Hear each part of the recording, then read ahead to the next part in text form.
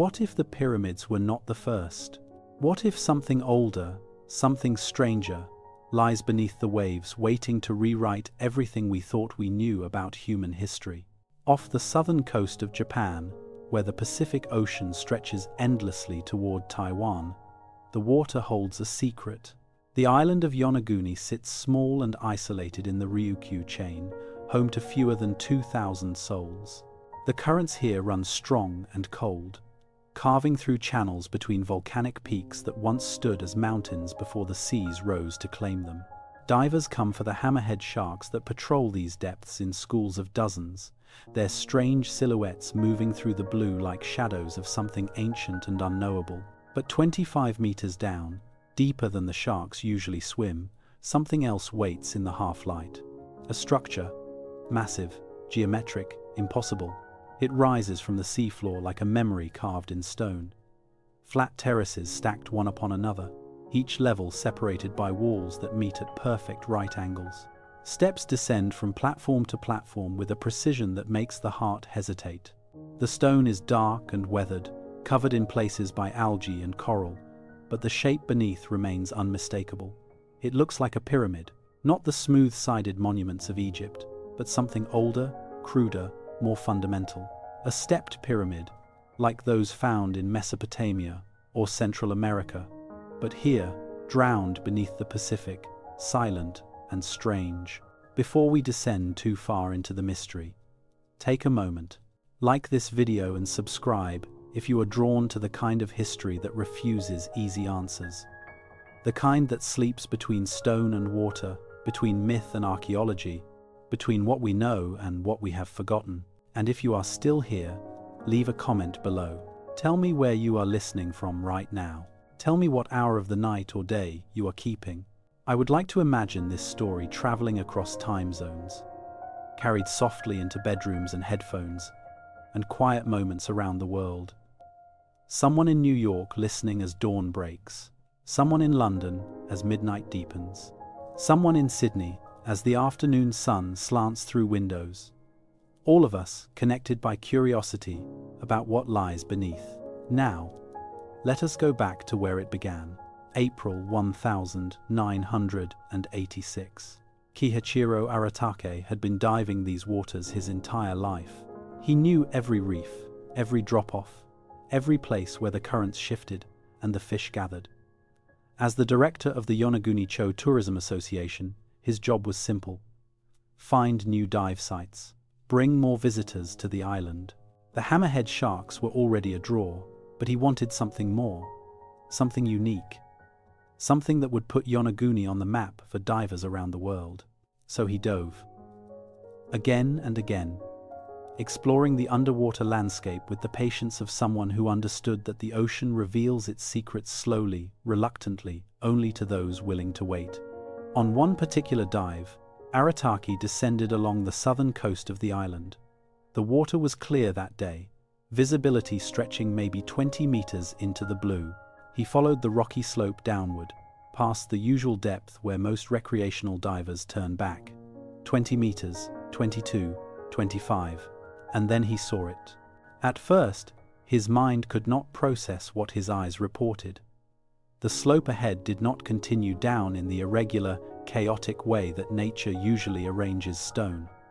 Instead, it stopped, flattened, became a platform, and below that platform, another, and below that, another still.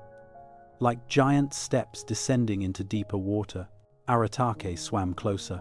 His heart hammered in his chest, loud enough that he could hear it through the regulator. The edges of the platforms were too straight, too clean. The angles where the vertical walls met the horizontal surfaces were too precise. 90 degrees. Perfect right angles. Over and over again. He ran his gloved hand along one of the walls. The stone was solid, ancient, encrusted with marine growth.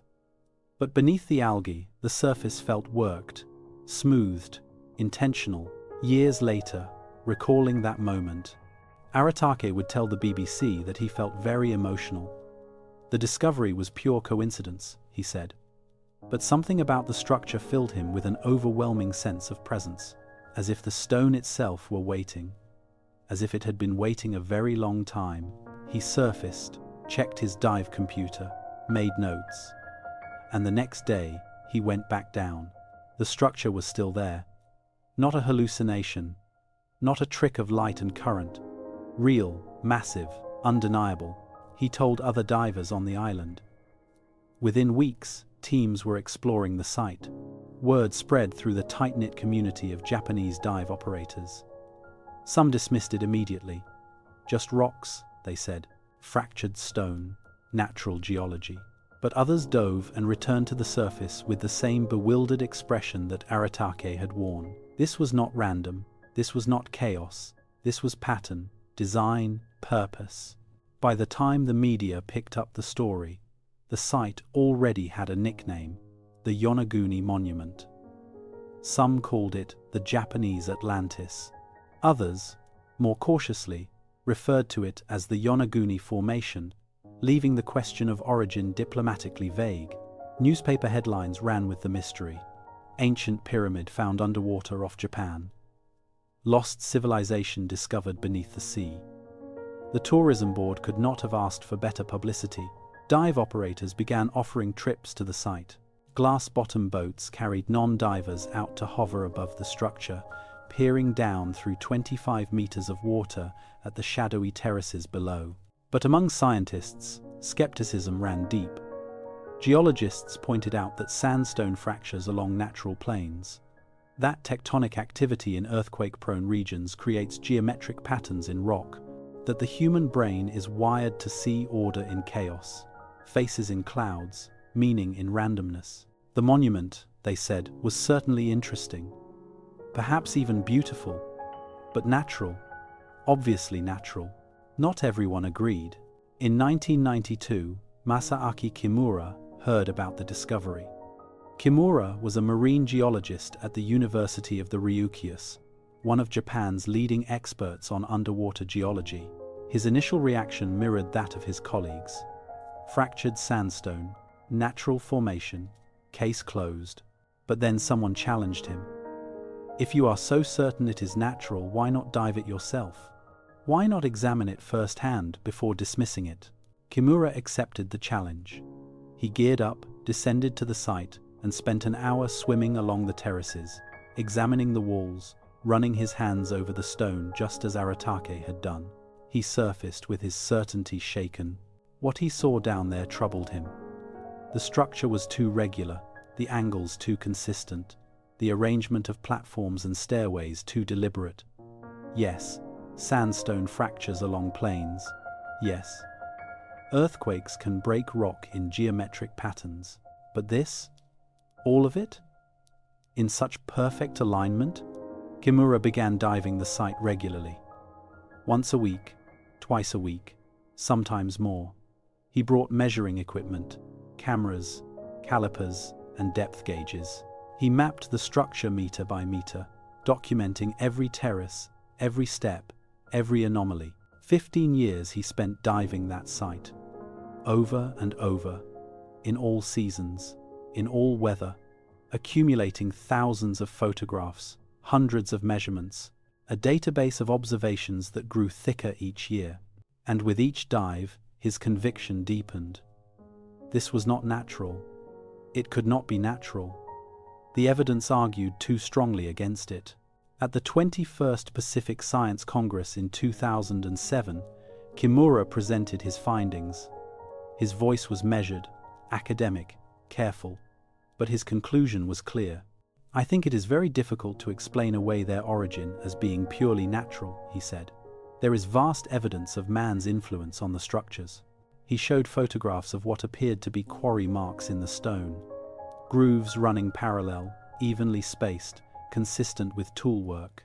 He pointed to circular depressions in the main terrace that looked like post holes, 2 of them, perfectly round, positioned symmetrically, as if they had once supported wooden beams for a structure built above. He described a rock formation shaped like a turtle, another that resembled a human face. Carvings, he suggested, sculptures left by whoever built this place. He identified what looked like roads connecting different parts of the structure, channels that might have carried water, a large circular area that could have been a gathering space, perhaps even a stadium of some kind.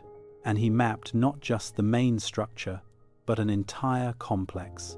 10 formations total off Yonaguni Island, 5 more off the main island of Okinawa, all connected, all part of what might have once been a city, a submerged city, drowned by rising seas, lost to time and water, until a diver looking for hammerhead sharks happened to glance down at just the right moment. Kimura proposed a timeline. The structure, he argued, must have been built when the area was above water. That meant during the last ice age, when sea levels were more than 100 meters lower than today, 10,000 years ago. Perhaps older. Later, he revised his estimate. Perhaps only 2,000 or 3,000 years ago, he suggested. After all, sea levels have fluctuated even in recent millennia. Tectonic activity in this region is constant. An earthquake could have dropped the land beneath the waves. A tsunami could have buried it under sediment. Either way, the conclusion remained the same. Human hands shaped this stone. Human minds designed these terraces. And then the ocean took it back. The academic community did not embrace his theory. Colleagues urged caution. More evidence needed, they said. Artifacts, pottery, tools, bones, something undeniably human to prove that people had worked this stone. But Kimura held firm. The stone itself was the evidence, the geometry, the precision, the pattern. All of it pointed to one conclusion. This was a monument, built by an ancient people, for a purpose we can no longer remember. And it waited beneath the waves, patient as stone, holding its secrets close while the world above argued about what it meant. The debate was only beginning. To understand the debate, you must first understand the monument itself. What exactly lies beneath those waves off Yonaguni Island? The structure sits at coordinates that place it roughly 75 miles east of Taiwan. The southern tip of Yonaguni Island rises from the ocean like the peak of a drowned mountain range, which in fact it is. The Ryukyu Islands are volcanic in origin, thrust upward by the collision of tectonic plates. The Pacific Plate grinding beneath the Philippine Sea Plate. Pressure building, rock rising, islands born from fire and violence. The monument rests on the southern underwater slope of the island. Not in deep ocean, not in some inaccessible trench, just 25 meters down at its deepest point. The top of the structure comes within 5 meters of the surface at low tide, close enough that on perfectly clear days, swimmers can glimpse its shadow from above. The main structure measures approximately 50 meters long and 20 meters wide, roughly the size of a football field, though more compact, more concentrated. The height from base to summit is 9 meters, 30 feet of stacked terraces rising from the sandy bottom. The stone is sandstone, with layers of mudstone mixed throughout, sedimentary rock, formed millions of years ago when this area lay beneath an ancient sea. Layer upon layer of sand and silt compressed into stone, then uplifted, exposed, carved by water and wind and time, or carved by something else. The most striking feature is the terracing. 5 distinct levels, each separated by vertical walls roughly 2 meters high. The terraces themselves are flat, not perfectly smooth, but flat enough that a person could walk across them without stumbling. Each platform extends several meters before the next wall rises. From a distance, the overall shape resembles a ziggurat, the stepped pyramids of ancient Mesopotamia, or the pyramids of Mesoamerica, with their broad bases and ascending levels. Not the smooth-sided perfection of Giza, but something earlier, more primal. The kind of structure humans built when stone was still new to them. The walls between terraces meet the horizontal surfaces at 90-degree angles. Not approximately, not roughly, 90 degrees. Over and over, dozens of times across the structure. Geologists will tell you that sandstone can fracture along natural planes, that vertical joints in rock can create wall-like formations, that horizontal bedding planes can create flat surfaces. All true. Nature does create angles. But 90 degrees? Consistently? Across an entire structure? Kimura argues no. Nature is rarely so precise, so repetitive, so geometric. The southern face of the monument features what appears to be a grand staircase. 7 steps in total, each step approximately half a meter high, each tread deep enough for a human foot. The staircase ascends from the sandy seafloor to the first major terrace. On the eastern side, another staircase, narrower, steeper, leading from one terrace level to the next. The steps here show signs of erosion, their edges rounded by 8,000 years of current and sand. But the pattern remains. Ascending, intentional. The main terrace, the largest flat area, stretches roughly 10 meters across. Divers describe swimming across it with an eerie sense of walking on a plaza, a public square, a place where people might have gathered. On this main terrace, Kimura identified 2 circular depressions. They sit near the center of the platform, spaced approximately 3 meters apart. Each depression is roughly 30 centimeters in diameter, perfectly circular. The depth is consistent, maybe 20 centimeters down into the stone. Post holes, Kimura says. Supports for wooden beams. Perhaps a structure once stood here. A building, a temple, a meeting hall. The beams would have rotted away millennia ago, dissolved by salt water and time. But the holes remain, carved into stone that does not rot, does not dissolve. Critics point out that eddies can scour circular depressions in rock, that marine organisms exploit weak points in stone, boring holes as they feed. That circular shapes occur naturally, but 2 holes, perfectly aligned, on the most prominent platform, the debate continues. At the northwestern corner of the monument, a formation rises that Kimura calls the turtle. The rock, when viewed from certain angles, resembles the shell and head of a massive stone turtle. The proportions are roughly correct. The head pointed in one direction, the shell rounded behind it. Natural pareidolia, skeptics say. The human tendency to see familiar shapes in random forms. Faces in clouds, animals in ink blots. But Kimura photographed the turtle from multiple angles, measured its proportions, documented the symmetry. If it is pareidolia, it is remarkably consistent pareidolia. Near the turtle, another formation. This one appears to show a face, eyes, a nose, a mouth. The features are eroded, blurred by time and water.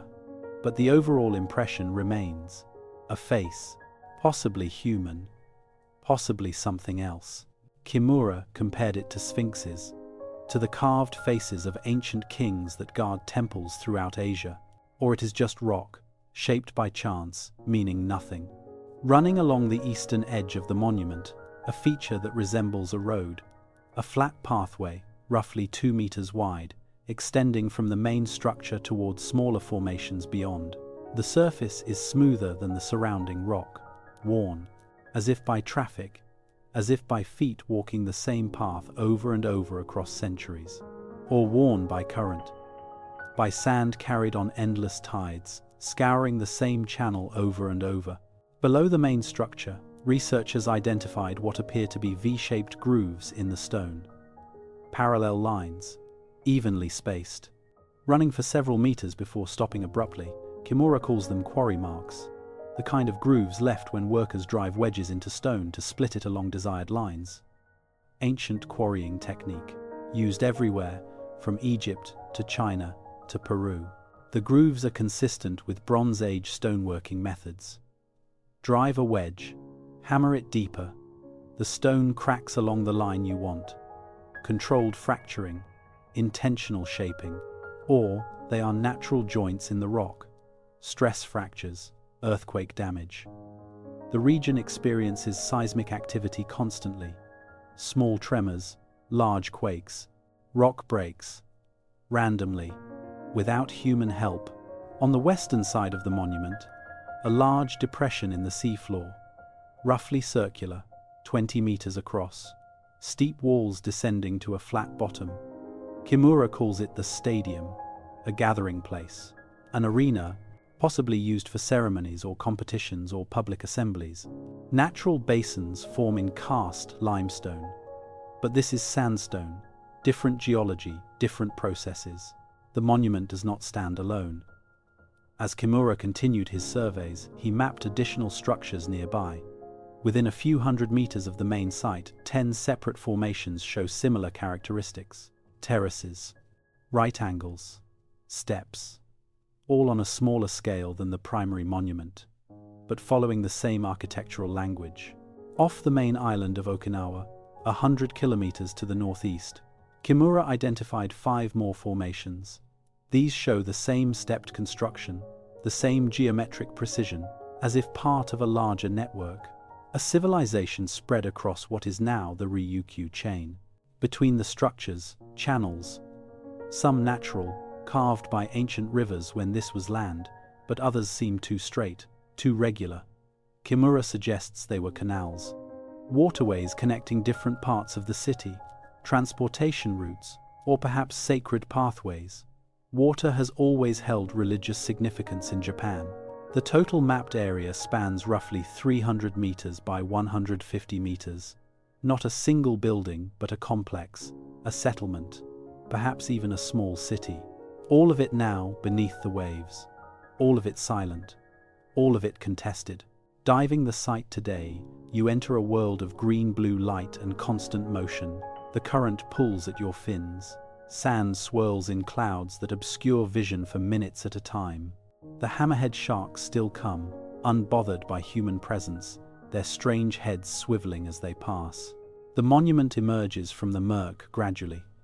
First, just a shadow, a darker mass in the general darkness.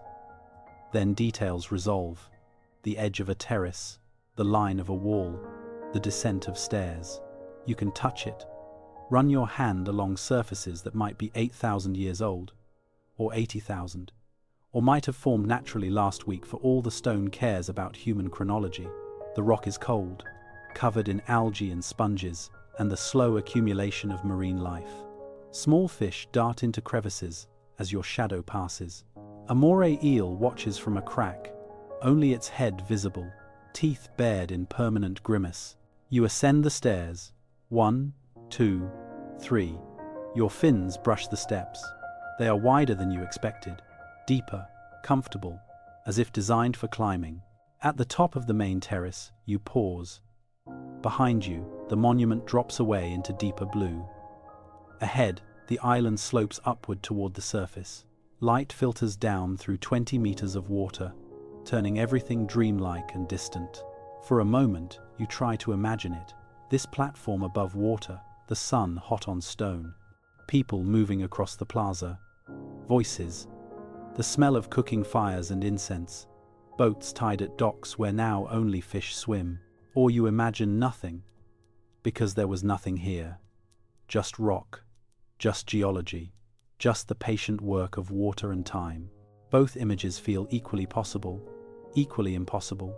The monument does not answer, the stone keeps its secrets, and the current pulls at you, reminding you that air is finite, that the surface waits, that this is borrowed time in a borrowed place. You ascend slowly, watching the monument shrink below you, a dark shape against darker rock, geometric, strange, impossible to categorize, natural or artificial, ancient city or natural formation. The monument waits for an answer. It has been waiting a long time. It can wait longer still. Professor Masaki Kimura has spent more than 15 years building his case. He is not an amateur enthusiast chasing mysteries. He is a marine geologist, a professor at the University of the Ryukyus, a scientist trained to read stone the way historians read texts, to understand how water shapes land, how pressure fractures rock, how time erodes everything. He knows what natural formations look like. He has studied them his entire career, and he says the Yonaguni monument is not natural. His argument rests on multiple lines of evidence. Each piece alone might be explained away. But together, he argues, They form a pattern too consistent to ignore, a signature of intentional design that nature simply does not produce. Let us examine his case piece by piece. The right angles appear everywhere across the monument. Dozens of them, perhaps hundreds. The terraces meet the walls at 90 degrees. The stairs meet the platforms at 90 degrees. The channels run perpendicular to the main structure at 90 degrees. Nature does create angles. Columnar basalt fractures into hexagons. Salt crystals form perfect cubes. Mineral structures follow geometric patterns determined by atomic arrangement. But sandstone is different.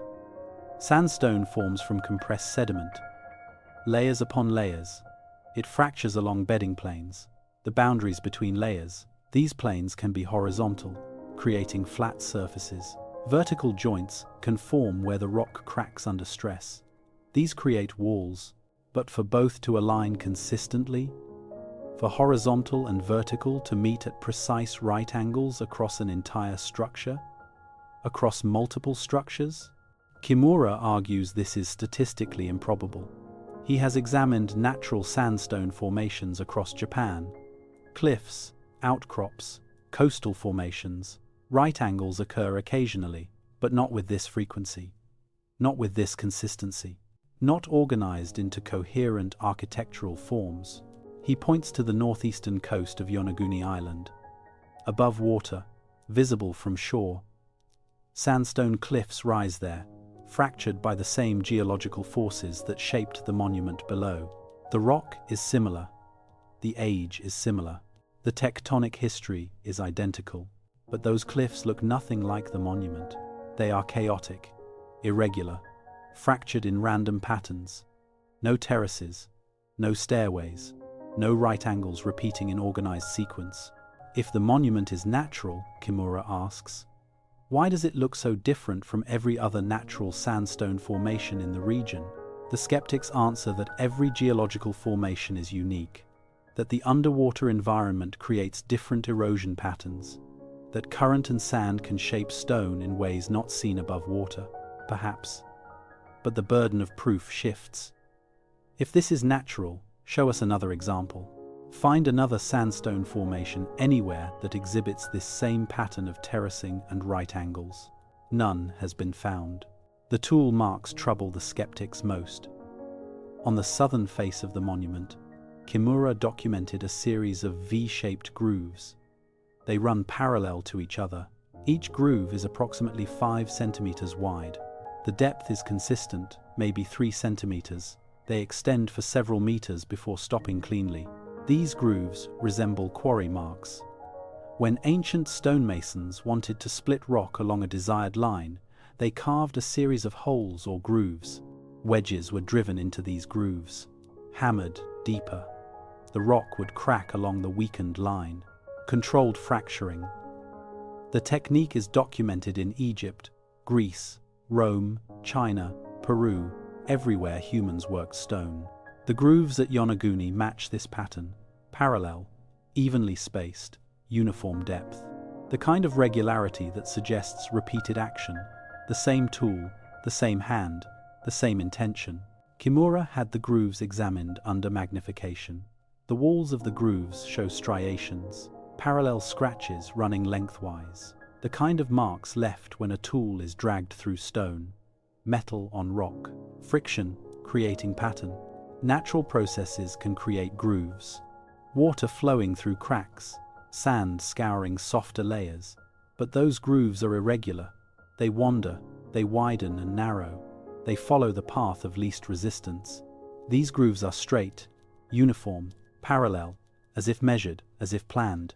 The post holes on the main terrace present another challenge. 2 circular depressions, 30 centimeters in diameter, 20 centimeters deep, spaced 3 meters apart, positioned near the center of the largest platform. Kimura argues these are foundation holes, supports for wooden posts, possibly columns holding up a roof, or beams for a raised platform. The wood would have rotted away 8,000 years ago, consumed by salt water and bacteria. But stone does not rot. The holes remain. Critics suggest underwater eddies. Currents create circular flow patterns. These can scour depressions in softer rock. Over millennia, a small irregularity becomes a circular hole, but two holes, perfectly aligned, on the same terrace? At exactly the same depth? Kimura measured the holes repeatedly.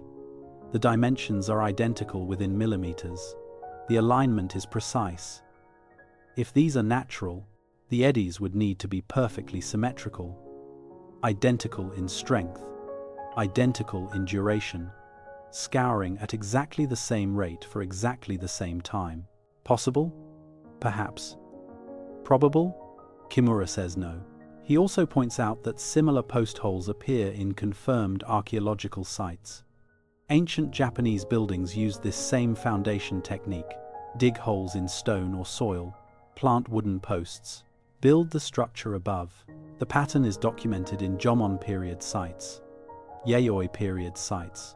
Throughout Japanese architectural history, the stairways are perhaps the most compelling evidence. The southern face features a broad staircase, 7 steps ascending from seafloor to terrace. Each step is roughly 50 centimeters high. The treads are deep enough for a human foot, approximately 40 centimeters from riser to riser. Kimura measured the uniformity. The height of each step varies by less than 5 centimeters. The depth of each tread varies by less than 10 centimeters. Across 7 steps, that is less than 10% variation.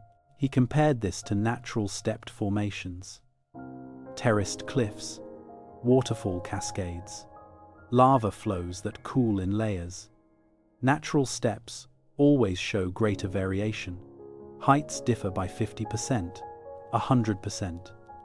Treads are irregular, some wide, some narrow, no consistency.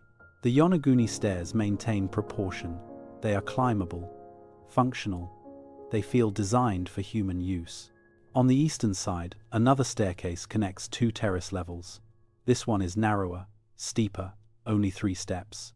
But again, the heights are consistent, the treads uniform, the proportions human-scaled. Kimura argues that if these are natural fractures, we must accept an extraordinary coincidence.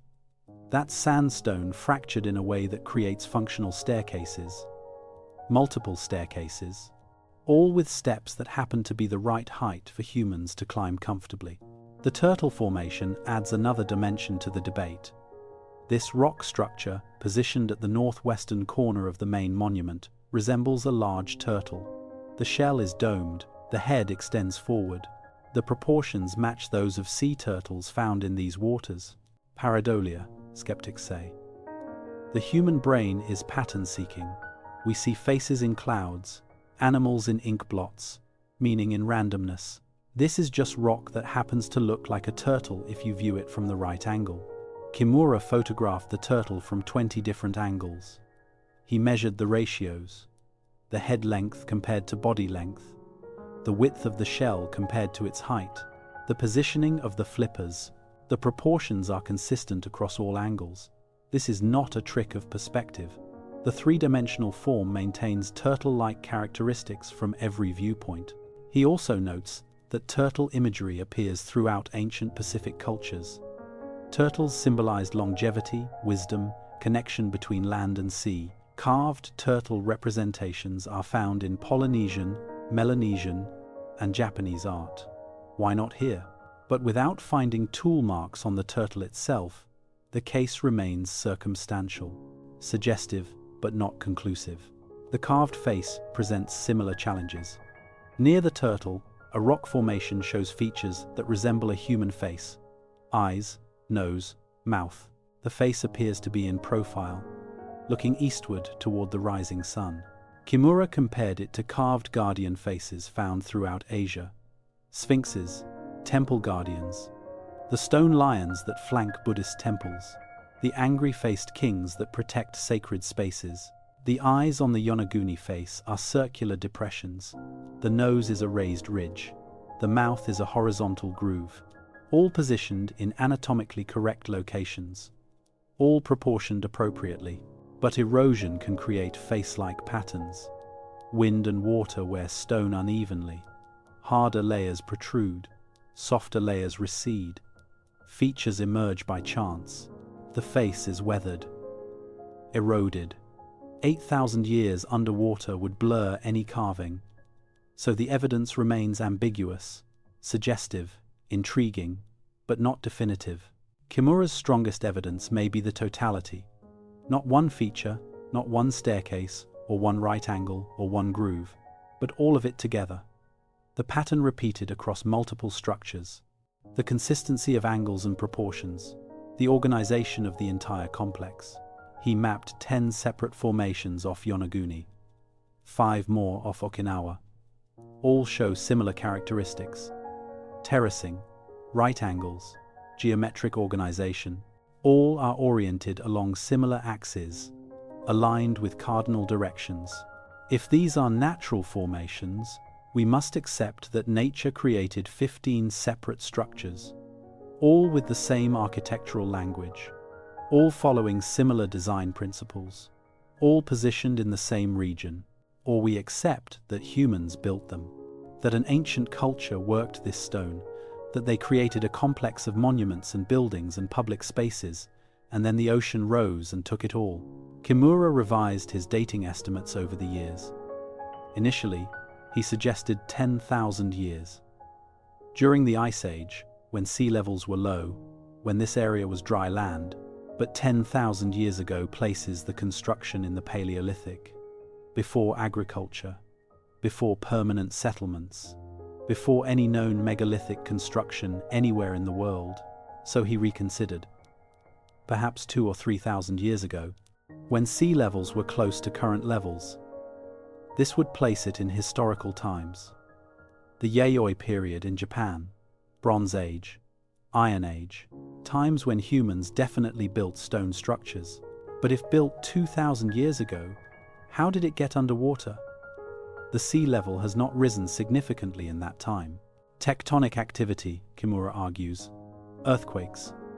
The region experiences constant seismic stress, the Pacific plate subducting beneath the Philippine Sea plate. Pressure building. Land rising and falling. Not gradually. Suddenly, in catastrophic events, an earthquake could have dropped the land, lowered the entire region several meters in seconds. Or a tsunami could have scoured the site, buried it under sediment, changed the coastline instantly. Yonaguni has historical records of massive tsunamis. April 1771. The Meiwa tsunami. Waves estimated at 40 meters high, 130 feet. Entire villages vanished, thousands died. The landscape was transformed. If a tsunami of that scale hit 2,000 years ago, it could have destroyed any surface structures, buried the monument, altered the coastline so dramatically that the site ended up underwater. This timeline makes the monument more plausible to mainstream archaeology, but it requires accepting that a sophisticated stoneworking culture existed in the Ryukyus during historical times, and left no other trace, no pottery, no tools, no written records, only this one complex of stone. That absence of artifacts troubles even Kimura's supporters. Where are the everyday objects? Where are the bones of the people who built this? Where is the evidence of occupation? Kimura suggests that most organic materials would have dissolved. Wood rots, fabric decays. Even bone can dissolve in salt water over millennia. Only stone remains. Only the most durable elements survive. He also notes that the site may not have been residential. Perhaps it was ceremonial, a religious complex, a place for ritual rather than habitation. Such sites often lack the domestic debris that marks living spaces. But these are arguments from absence, explaining why evidence does not exist, rather than presenting evidence that does. The scientific method requires positive proof, not the absence of disproof, not explanations for why evidence is missing, but actual, tangible, testable evidence. Kimura has the stone, the geometry, the patterns, the organization. He argues this is evidence. That the monument itself proves intentional construction, his critics disagree. And the debate continues. 15 years of diving, thousands of photographs, hundreds of measurements, detailed maps and careful documentation, and still no consensus. Still no acceptance. Still no official recognition from the Japanese government. The monument remains officially unclassified. Not a natural site, not a cultural site, just a place, an anomaly, a question mark carved in stone and drowned beneath the waves. Kimura continues his work, still diving when his schedule allows, still documenting, still building his case one measurement at a time. He believes the truth will eventually emerge. That evidence will accumulate beyond denial, that the monument will be recognized for what he believes it is, a human creation, an ancient achievement, a legacy of a people we have forgotten. But belief is not proof. And the stone, as always, remains silent. Not everyone is convinced. For every argument Kimura makes, there is a counter-argument. For every piece of evidence, an alternative explanation. For every photograph suggesting human construction, a geological process that could create the same pattern. The most prominent skeptic is Robert Schoch. Like Kimura, he is a geologist, a professor at Boston University, a scholar who has spent decades studying how water and time shape stone. But Schoch is also famous for challenging conventional archaeology. In the early 1990 seconds, he proposed that the Great Sphinx of Giza was far older than Egyptologists believed. He identified water erosion patterns on the Sphinx enclosure, erosion that required heavy rainfall over thousands of years, the kind of rainfall that has not fallen on the Giza Plateau since 7000 BCE. His theory was controversial. Egyptologists rejected it, but Schoch held firm. The geology, he argued, does not lie. The stone tells its own story regardless of what historical texts claim. So, when Schoch was invited to examine the Yonaguni monument, organizers expected sympathy. Here was another case of geological evidence challenging conventional timelines. Another example of stone revealing secrets that written records had forgotten. But Schoch surprised everyone. He examined the monument and concluded it was natural. Entirely natural. No human hands required. Just geology, just time, just the patient work of water and tectonic stress. His position has not changed in 20 years. The Yonaguni monument, he insists, is a natural rock formation. Interesting, beautiful, but natural. Let us examine his case. Schoch begins with the composition of the monument: sandstone and mudstone. Sedimentary rock formed from layers of sand and silt compressed over millions of years. This type of rock has specific properties. It forms in horizontal layers called bedding planes. It fractures along vertical lines called joints. These are not random terms. Bedding planes and joints are fundamental geological features. They appear in sedimentary rock worldwide. They determine how the rock breaks, how it weathers, how it responds to stress. Bedding planes create horizontal surfaces. The boundaries between layers are weak points. When stress is applied, the rock separates along these planes. This creates flat terraces, natural platforms, no human intervention needed. Joints create vertical surfaces.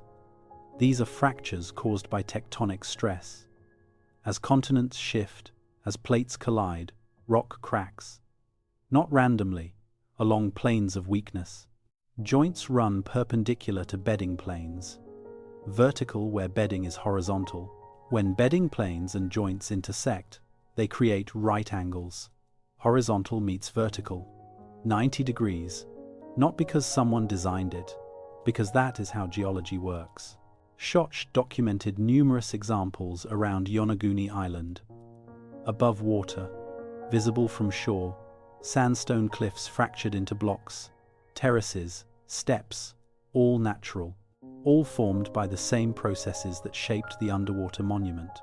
He photographed similar formations elsewhere in Japan, in Okinawa, in other volcanic island chains. Everywhere he looked, sedimentary rock fractured in geometric patterns.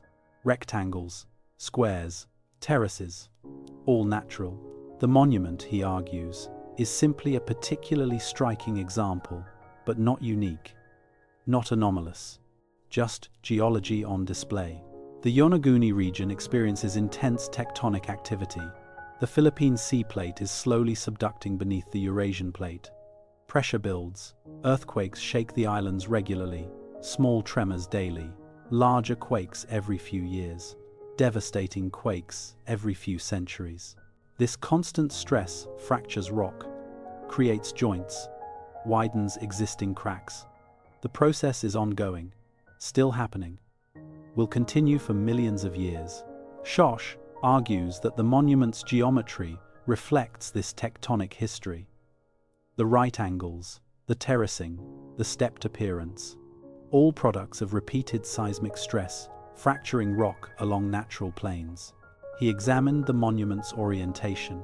The walls align roughly north-south and east-west. Kimura suggests this proves intentional design, humans aligning structures with cardinal directions, but Schoch notes that joints often form along regional stress patterns. In this area, the dominant stress runs north-south. The result of plate collision, joints form perpendicular to this stress. East-west. The monument's orientation simply reflects regional geology, not human planning. The post holes trouble Kimura's theory most, but Schoch offers a prosaic explanation. Underwater eddies.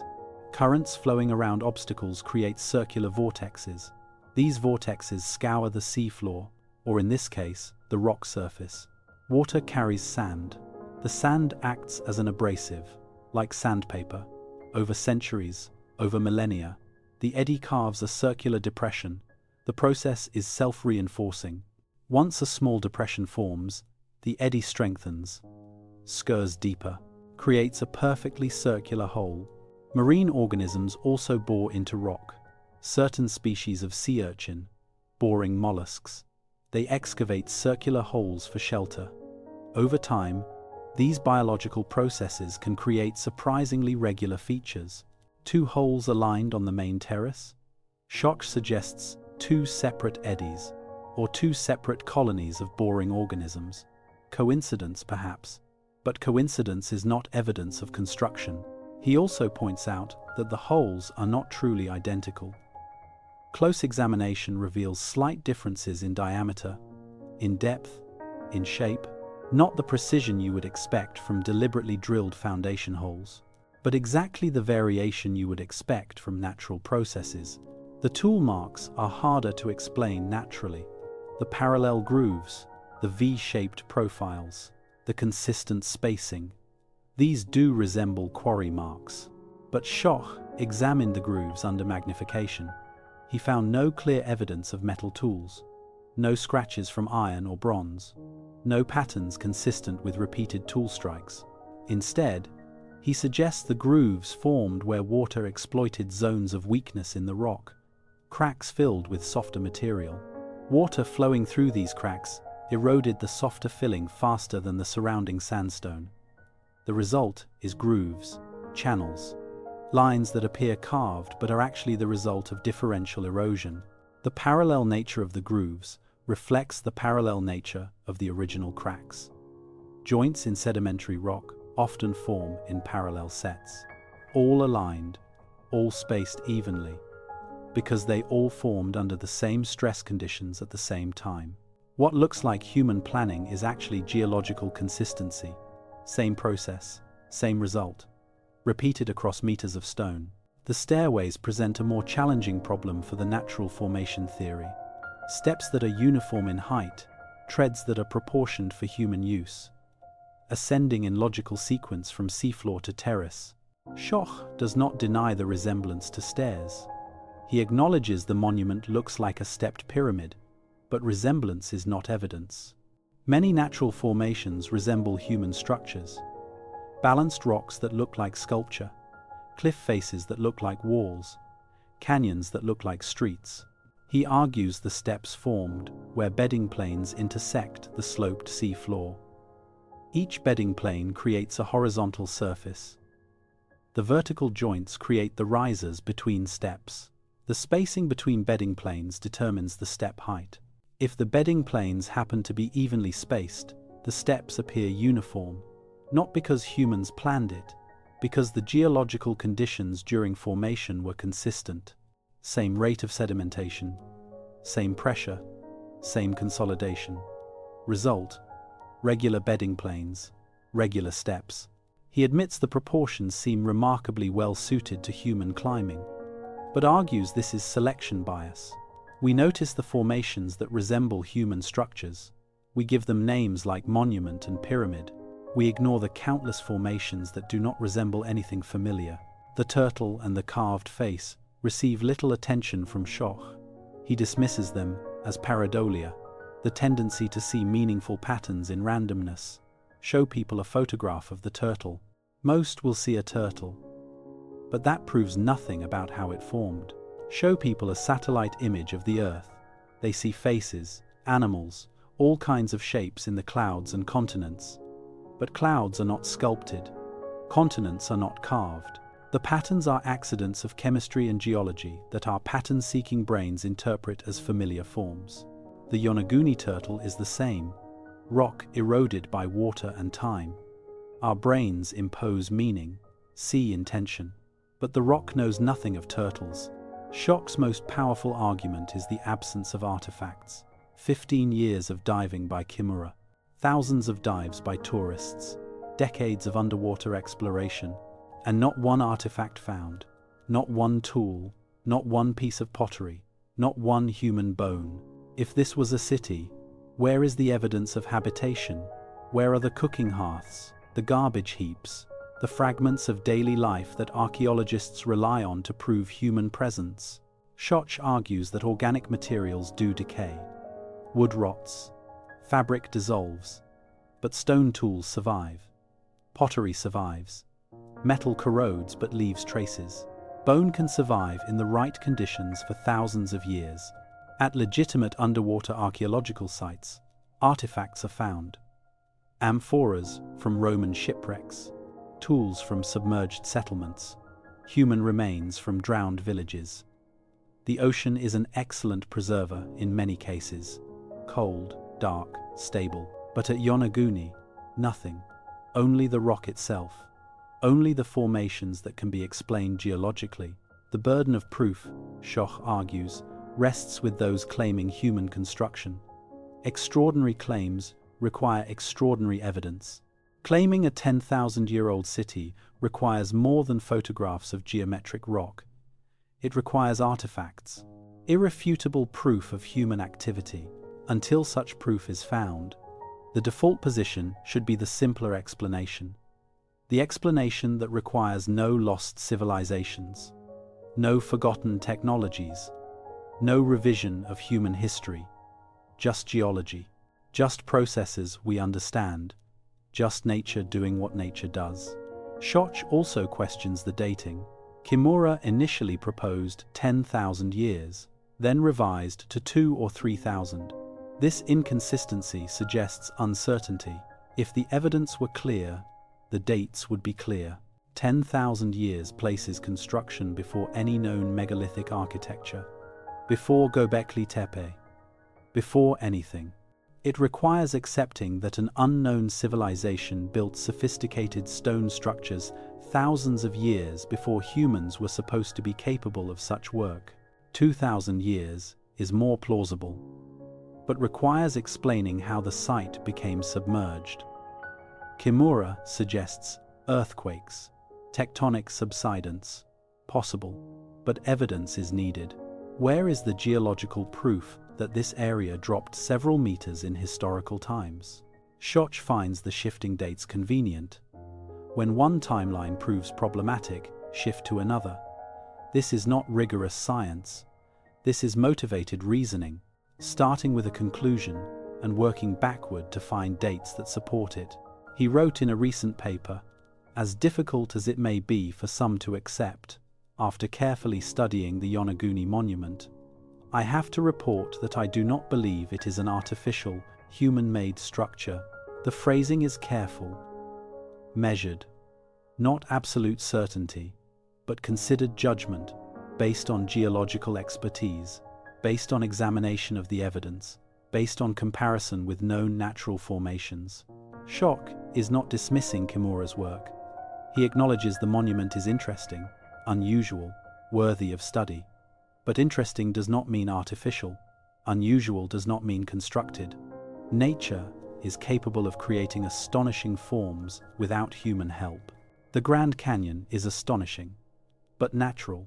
The Giant's Causeway is geometric, but natural. The chocolate hills of the Philippines are uniform, but natural. Nature is far more creative than we often give it credit for. The Yonaguni monument, Schoch insists, is simply another example of nature's artistry.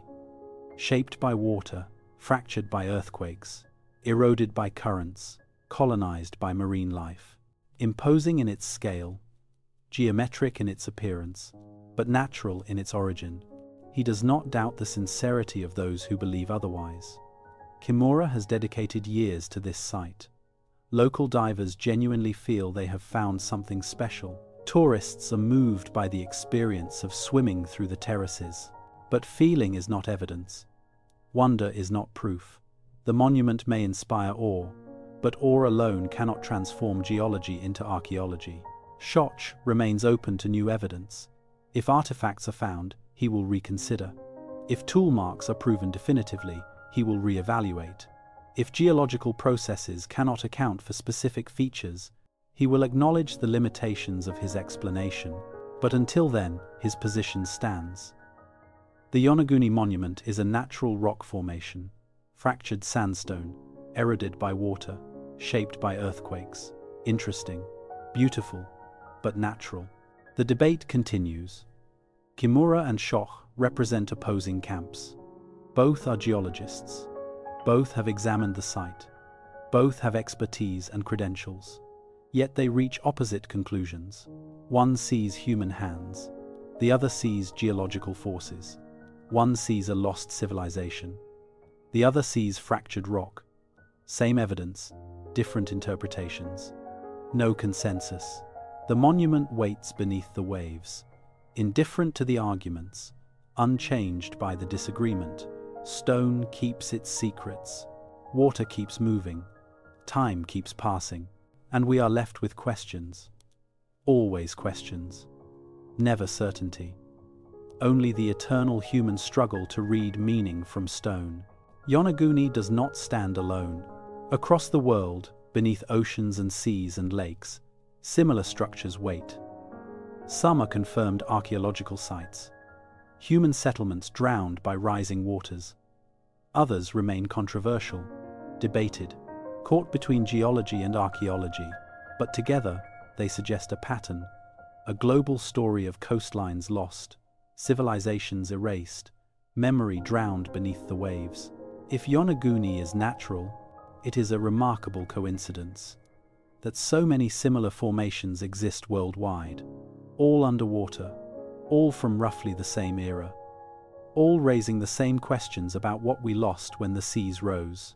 If Yonaguni is human-made, it fits into a larger narrative, one that conventional history struggles to accommodate, but one that the stones themselves seem to tell.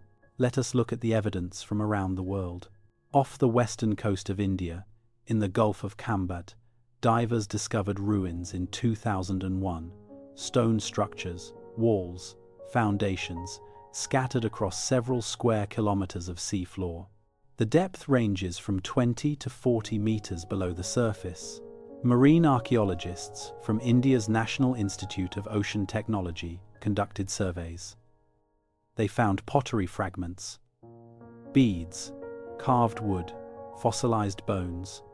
The artifacts were carbon dated. The results stunned the archaeological community. 9,000 years old. Some samples tested even older, 12,000 years. This places the site firmly in the Stone Age, before agriculture spread to India, before the Indus Valley civilization, before anything historians considered an advanced culture existed in that region. The Indian government initially claimed this was Dwarka, the legendary city of Lord Krishna mentioned in the Mahabharata. The great Hindu epic describes Dwarka as a magnificent city, prosperous, technologically advanced. But when Krishna died, the texts say, the ocean swallowed it. Mainstream archaeologists remain skeptical. They argue the artifacts could have washed down rivers, accumulated naturally, mixed together by currents over millennia. The structures could be geological, naturally fractured rock, but the pottery is undeniably human-made. The carved wood shows tool marks, the beads are drilled. Whatever the structures are, humans lived in that area, thousands of years before conventional history places permanent settlements there. The site remains controversial, underfunded, difficult to access, but it exists, and it raises uncomfortable questions about how much we do not know. Further west, off the coast of modern Israel, lies Atlit Yam. This site is not controversial, it is confirmed. A genuine Neolithic village, 9,000 years old, perfectly preserved beneath the Mediterranean. The village was discovered in 1984 by marine archaeologist Ehud Galili. His team found stone houses, wells still lined with stones, hearths with ash still inside, human skeletons in their graves. The preservation is remarkable. The site was buried quickly, covered by sediment before decay could destroy it. At the center of the village stands a stone circle, 7 megaliths arranged in a semicircle. Each stone weighs several tons. They were quarried, transported, erected. With Stone Age technology, this alone is impressive. But the stones are positioned deliberately, aligned with astronomical features, similar to Stonehenge, but older. The village thrived for perhaps 500 years. Then something catastrophic happened. Evidence suggests a tsunami, a massive wave that swept over the settlement, buried it under meters of silt. The people had no warning. Some were caught inside their homes, others in the central square. The cause was likely the collapse of Mount Etna in Sicily. Around 6000 BCE, the volcano's flank collapsed into the Mediterranean. This triggered a massive tsunami. Waves, perhaps 40 meters high, they devastated coastlines across the eastern Mediterranean. Atlit Yam was just one victim, but here is what makes it significant. The village existed, thrived, built megalithic structures, then drowned. All of it now underwater. All of it forgotten until the 1980 seconds. How many other settlements suffered the same fate? How many other coastal villages drowned when sea levels rose, when tsunamis struck, when the Ice Age ended and water reclaimed the continental shelves? In the Bahamas, off the island of Bimini, another controversial formation exists. The Bimini Road, discovered in 1968 by pilots flying over shallow water. They saw what looked like a road or wall, rectangular stone blocks arranged in linear formation, extending for half a mile underwater. Divers investigated. The blocks are limestone, each roughly uniform in size. They appear fitted together, joints aligned. The formation is too straight to be random, too regular to be natural beach rock. But geologists argue that is exactly what it is. Beach rock, a natural formation where sand and shell fragments cement together in the intertidal zone. As sea level rises, beach rock formations are submerged. They often crack in linear patterns. The blocks at Bimini could be naturally fractured beach rock. The controversy continues. Some researchers claim tool marks on the stones. Others find circular holes that could be anchor points. Edgar Cayce, the famous psychic, predicted in the 1930 seconds that Atlantis would be found near Bimini. When the road was discovered, his followers declared vindication. But science requires more than predictions and resemblances. It requires proof, and at Bimini, proof remains elusive. The formation is interesting, possibly natural, possibly artificial. The debate mirrors Yonaguni. Same arguments, same lack of consensus. Across the world, in Japan, another underwater site adds to the mystery. Off the coast of Okinawa, about 100 kilometers northeast of Yonaguni, Kimura identified 5 additional formations. These show the same terracing, the same right angles, the same stepped appearance. If Yonaguni is natural, these formations suggest it is not unique, that the geology of the region produces such structures regularly. Multiple examples support the natural formation theory, but if Yonaguni is human-made, these formations suggest a larger complex. A civilization spread across what is now the Ryukyu chain. Multiple sites, multiple structures, a network of settlements connected when the area was above water. The formations off Okinawa have received less attention than Yonaguni. Less funding, fewer dives, but they exist, documented, mapped, waiting for more thorough investigation. In the North Sea, between Britain and continental Europe, lies Doggerland. This is not a single structure, it is an entire drowned landscape. A landmass the size of Britain itself, once home to thousands of people, now beneath 50 meters of water. Doggerland existed during the Ice Age. Sea levels were lower, the North Sea was dry land, rivers flowed through valleys, forests covered the plains, animals roamed, and humans lived there, hunter-gatherers, following herds, fishing the rivers, building settlements. We know this because fishing trawlers occasionally pull up artifacts, stone tools, harpoon points, bone fragments, even mammoth tusks, all dredged from the seafloor. Evidence of life where now only water exists. Around 6,200 BCE, catastrophe struck. The Storegga Slide, an underwater landslide off the coast of Norway, massive. Perhaps the largest submarine landslide in history. It triggered a tsunami. Waves perhaps 20 meters high swept across Doggerland, devastating the low-lying plains. But Doggerland did not sink immediately. The tsunami destroyed coastal settlements, killed perhaps thousands. But inland areas survived. Islands remained above water for centuries more. Slowly, as ice sheets continued melting, sea levels rose. The islands shrank, became smaller, eventually vanished completely. By 5000 BCE, Doggerland was gone. Britain became an island. The North Sea covered what had been heartland. An entire landscape, an entire culture erased, forgotten, until trawlers started bringing up evidence from the bottom. This is confirmed history. Not controversial, not debated, an actual drowned civilization. Mesolithic settlements lost to rising seas. The difference is we have artifacts, tools, bones, proof of human presence, proof that cannot be explained by geology alone. Doggerland proves the concept. Coastlines change, civilizations drown. Entire landscapes can be lost beneath the waves. If it happened in the North Sea, why not elsewhere? Why not in the Pacific? Why not off Japan? The timeline matters. Doggerland drowned between 8000 and 5000 BCE. Atlit Yam was destroyed around 6000 BCE. The structures in the Gulf of Kambat date to 9000 BCE or earlier. All of these sites share a common time frame, the end of the Ice Age, the Younger Dryas period, when global temperatures rose rapidly, when ice sheets collapsed, when sea levels surged upward by hundreds of feet over just a few thousand years. At the peak of the last Ice Age, around 20,000 years ago, sea levels were 130 meters lower than today.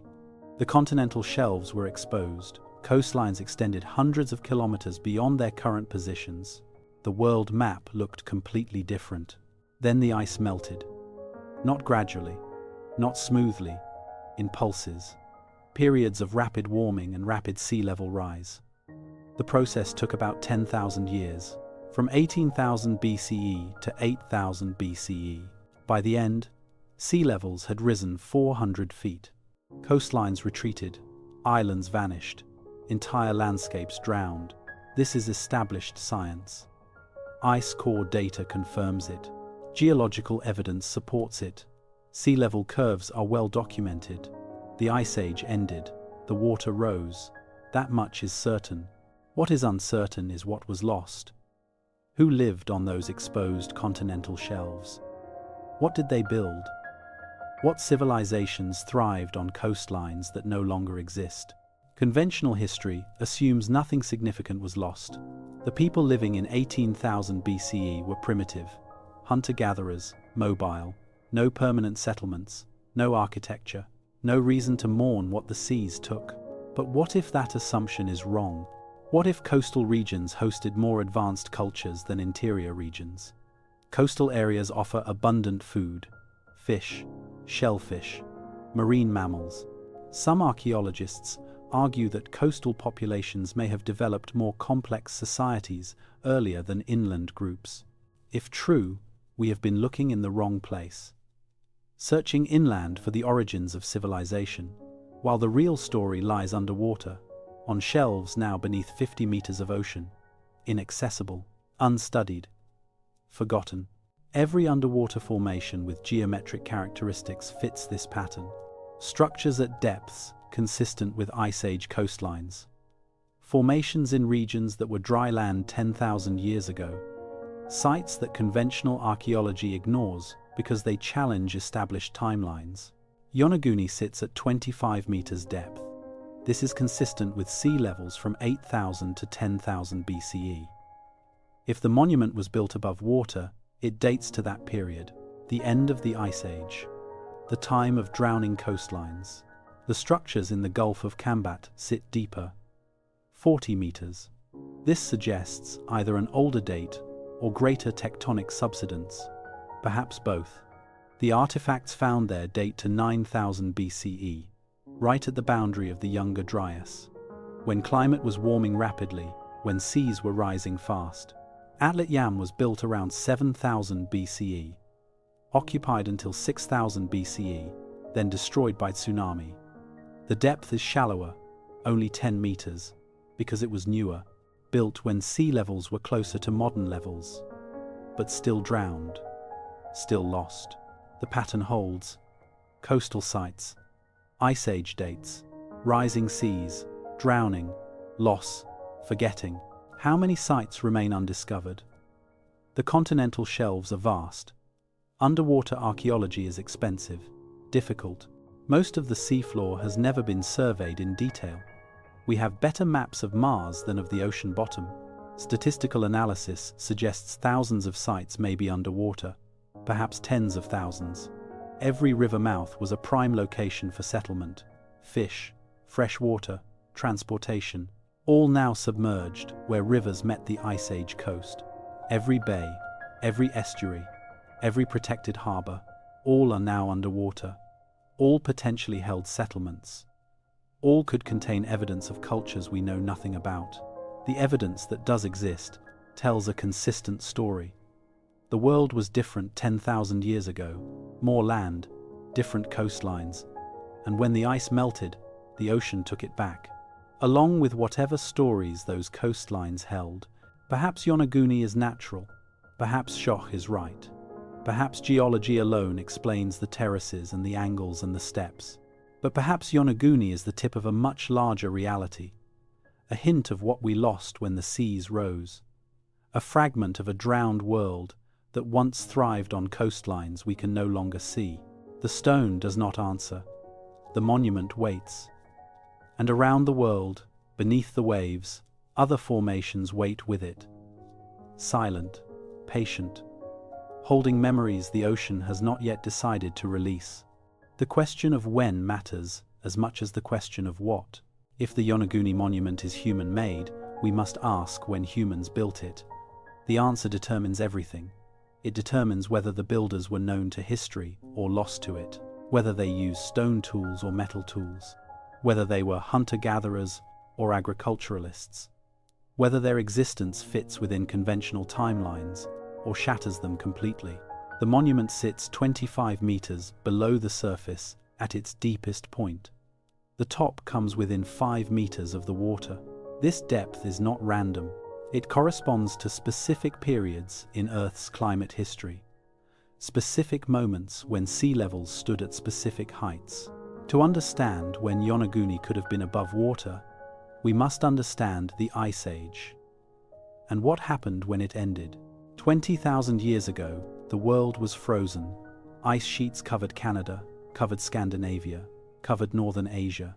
Glaciers extended from polar regions toward the equator. Some ice sheets were 3 kilometers thick, miles of ice pressing down on continents. The weight was so immense it depressed the Earth's crust itself. All that ice came from somewhere. From the ocean, water evaporated from the seas, fell as snow on the ice caps, accumulated year after year, century after century. The ice sheets grew, and the ocean shrank. Sea levels at the last glacial maximum were 130 meters lower than today, 400 feet. The continental shelves were exposed. Coastlines extended far beyond their current positions. Land bridges connected islands, connected continents. The world map looked unrecognizable. Japan was not an archipelago. It was connected to mainland Asia. The East China Sea was a plain. Rivers flowed through valleys, where now only water exists. Yonaguni was not an island. It was a hill, a ridge on a coastal landscape that stretched to Taiwan and beyond. The area around Yonaguni was dry land, habitable, accessible. If humans wanted to build something there, they could walk to the site. No boats needed, no diving required, just stone and tools and effort. This was the window, the last glacial maximum, 20,000 years ago, when sea levels were low enough that Yonaguni stood high and dry. But then, the climate changed. Around 18,000 years ago, temperatures began rising. The ice sheets started melting. Slowly at first, then faster, the water returned to the ocean. Sea levels rose, coastlines retreated. Islands emerged as hilltops, separated from mainland. Land bridges flooded. The world map redrew itself. The process was not smooth. Climate swung wildly, warm periods followed by cold snaps. The Younger Dryas period, from 10,800 to 9,600 BCE, saw a sudden return to near glacial conditions. Then warming resumed, even faster than before. By 8,000 BCE, sea levels had risen to about 20 meters below present levels. By 6,000 BCE, they were within a few meters of current levels. The Ice Age was over. The ocean had reclaimed the shelves. The coastlines stabilized roughly where they remain today. This timeline creates a window. Between 18,000 and 8,000 BCE, Yonaguni transitioned from inland ridge to coastal promontory to submerged monument. Somewhere in that 10,000-year span, the structure was either built or naturally formed, and then the water covered it. If Kimura is right, if humans built the monument, they did so before 8,000 BCE, before the site submerged.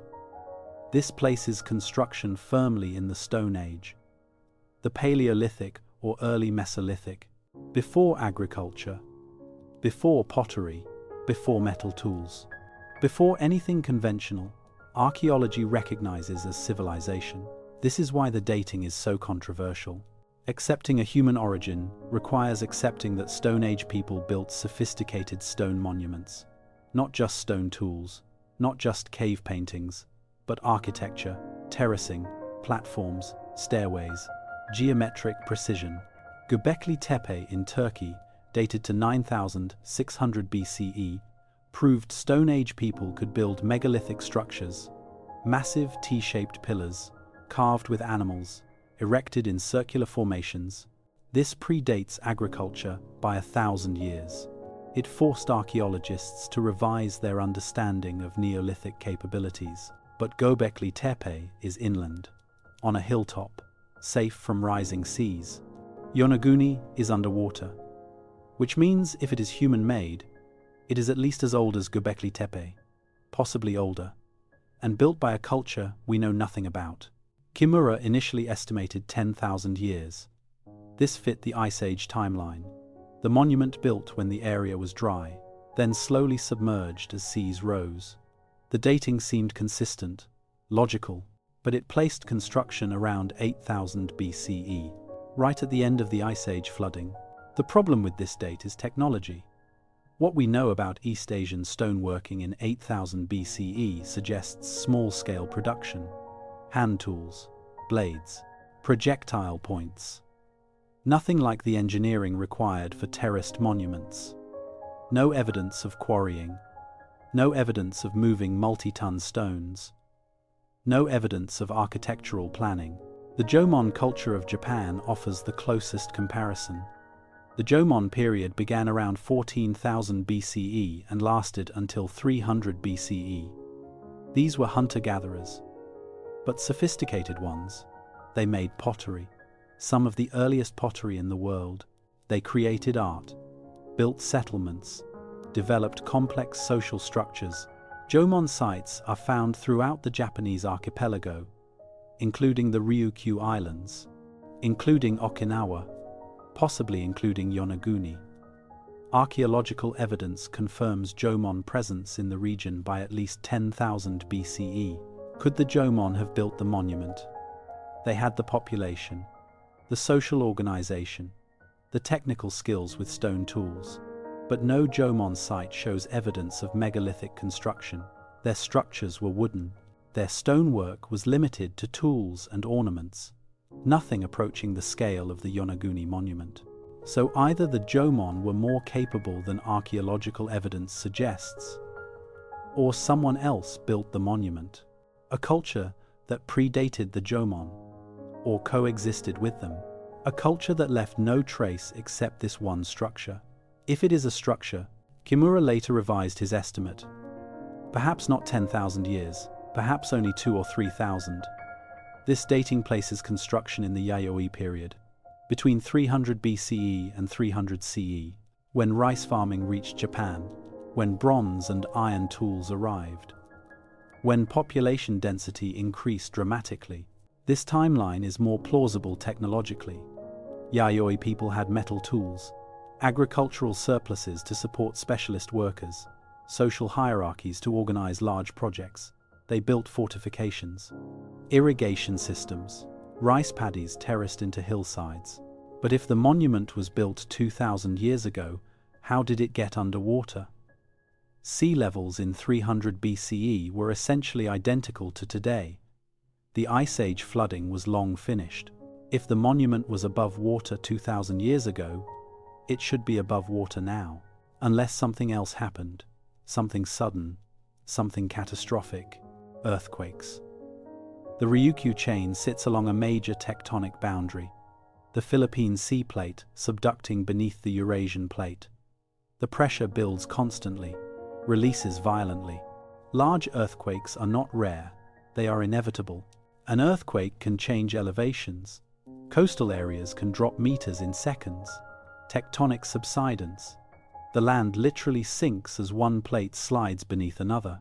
If Yonaguni experienced major subsidence 2,000 years ago, structures at sea level could suddenly be underwater. But there is no geological evidence for such an event. No historical records mention Yonaguni sinking. No sediment layers show sudden burial. The evidence suggests gradual submersion, not catastrophic. Tsunamis offer another possibility. The region experiences devastating tsunamis regularly. The 1771 Meiwa tsunami struck Yonaguni with waves 40 meters high. It killed thousands across the Ryukyu Islands. It changed coastlines, buried low-lying areas under sediment. If a similar tsunami struck 2,000 years ago, it could have scoured the monument site, altered the landscape, changed drainage patterns, made the area uninhabitable. Over time, erosion and sediment could have lowered ground level, made the monument progressively less accessible, eventually submerged it. This scenario is speculative, but possible. Tsunamis reshape coastlines dramatically. The 2004 Indian Ocean tsunami and 2011 Tohoku tsunami both demonstrated how thoroughly water can alter landscapes. Ground can be scoured away, entire meters of elevation lost to erosion. But again, evidence is thin. The monument shows no signs of tsunami damage, no massive sediment deposits, no scattered debris. It sits calmly on the seafloor, undisturbed, as if it always belonged there. The dating problem remains unsolved. Either the monument is very old, requiring revision of Stone Age capabilities, or it is relatively young, requiring explanation for how it became submerged. Neither option is comfortable for conventional archaeology. Some researchers propose an intermediate timeline, perhaps 5,000 years old.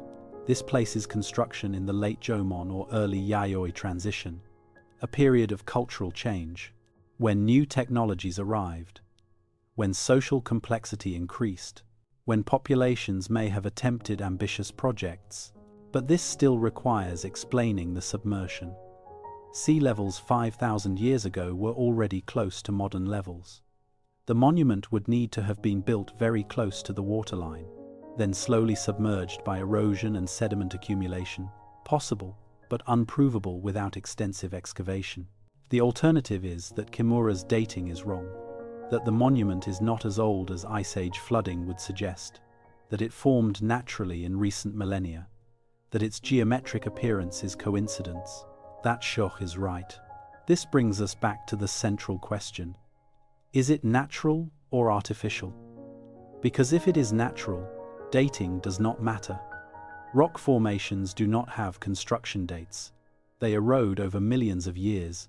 The specific age is irrelevant. But if it is artificial, the date determines everything. 10,000 years means lost civilization.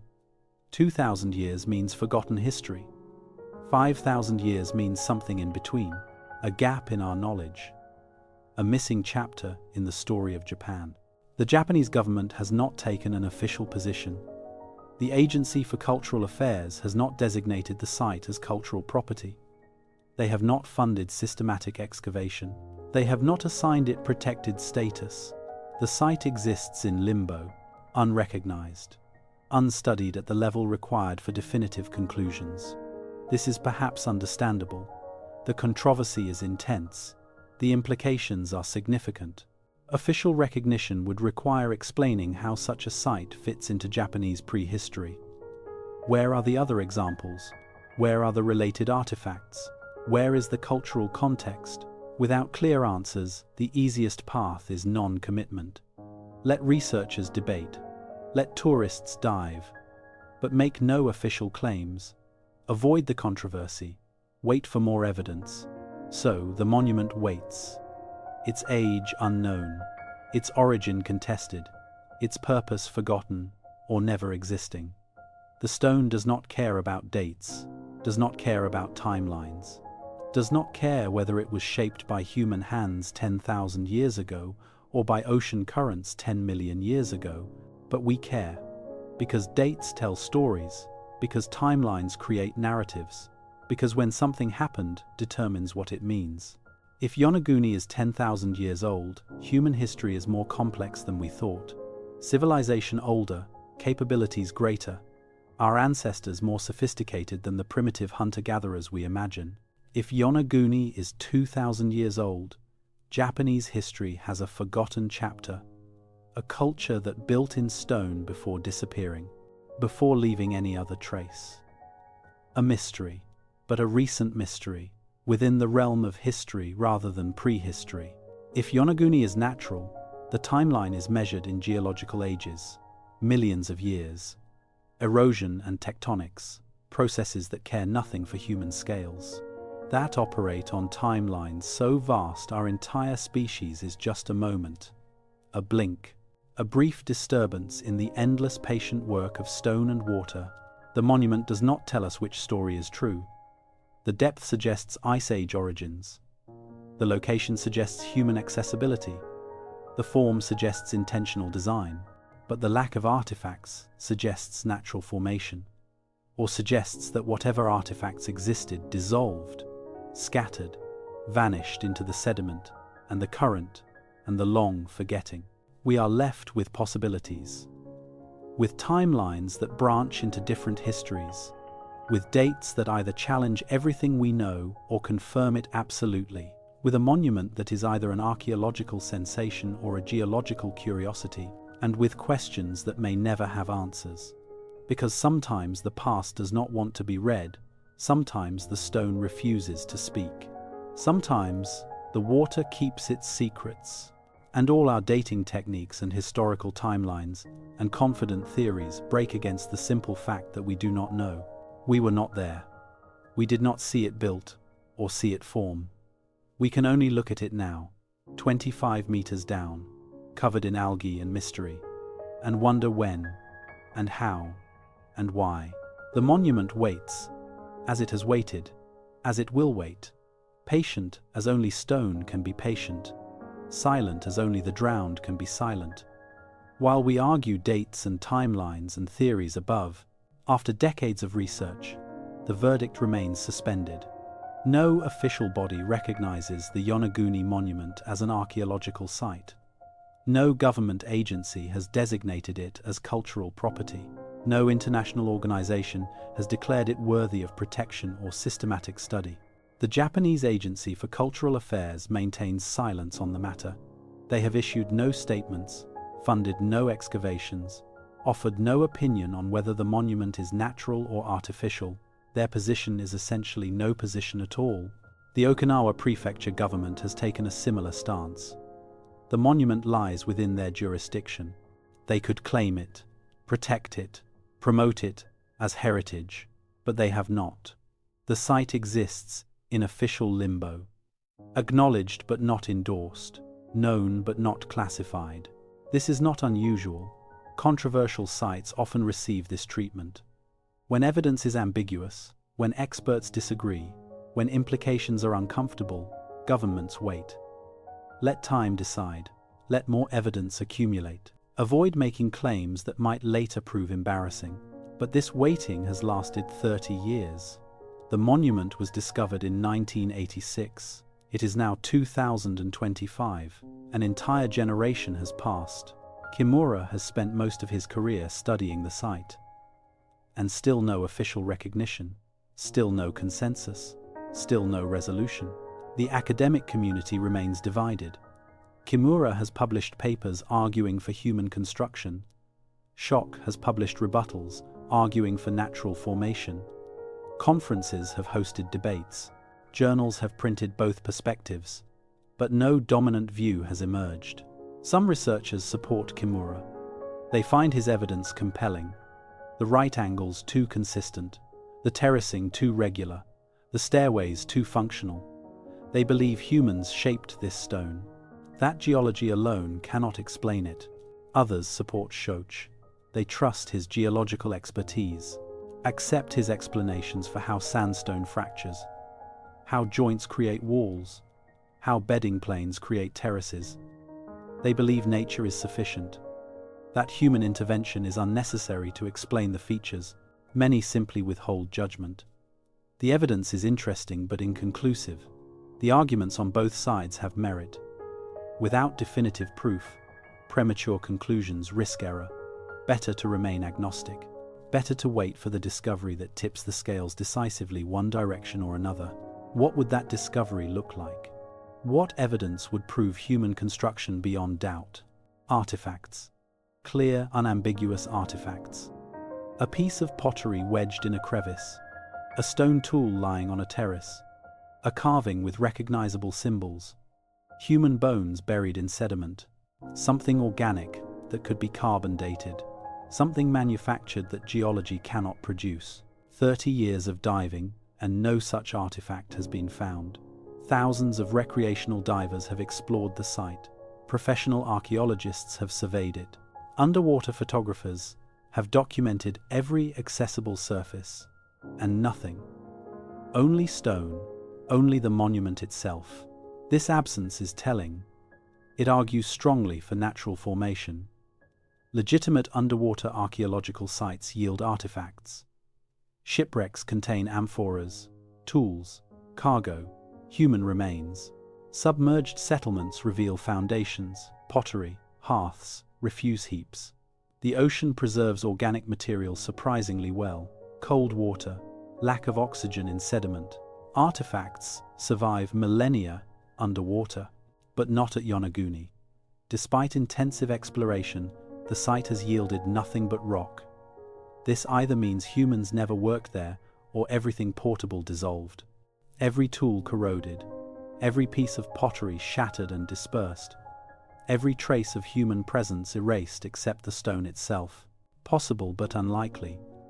If humans shaped the monument, They would have worked on site for months, perhaps years.